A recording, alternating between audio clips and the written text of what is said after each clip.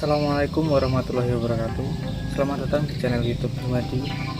Di episode Himadi Sharing yang membahas tentang scientific paper. Perkenalkan, nama saya Syekh Sindu, mahasiswa Ilmu Administrasi Negara semester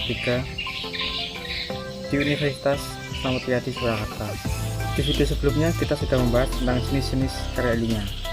Kali ini kita akan membahas tentang tahapan-tahapan dalam penulisan karya ilmiah.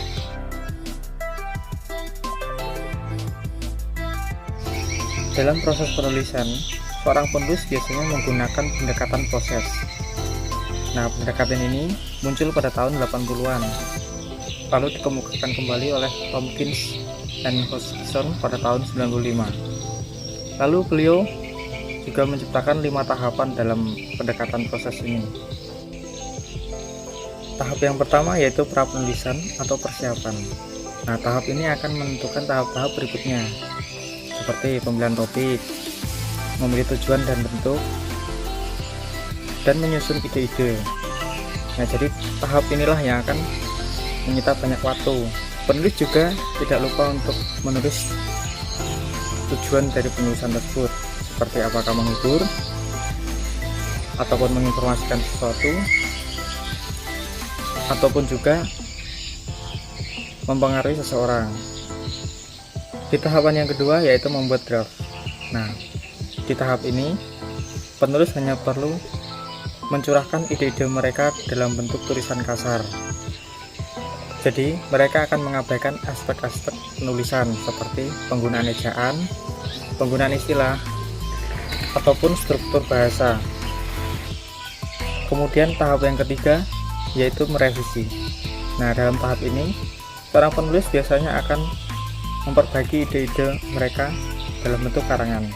Dalam kegiatan ini, penulis lebih fokus pada penambahan, pengurangan, penghilangan, dan menyusun kembali karangan mereka sesuai dengan apa kebutuhannya.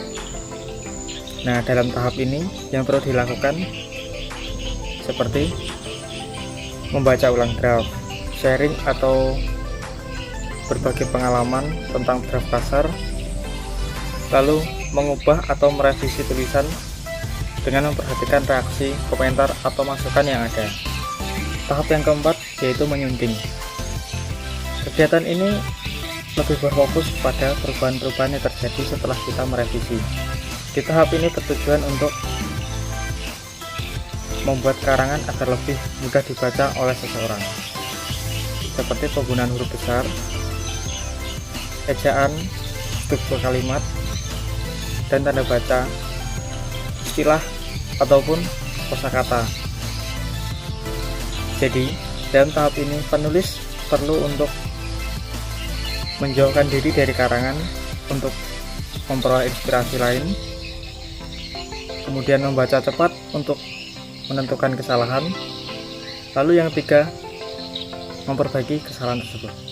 Kemudian di tahap yang kelima yaitu publikasi. Tahap ini adalah tahap akhir dari penulisan karya ilmiah, yaitu mempublikasikan tulisan dalam bentuk buku, jurnal, laporan, atau tulisan yang lainnya. Dalam video tadi kita sudah mempelajari tentang tahap-tahap dalam penulisan karya ilmiah. Nantikan video selanjutnya ya. Wassalamualaikum warahmatullahi wabarakatuh.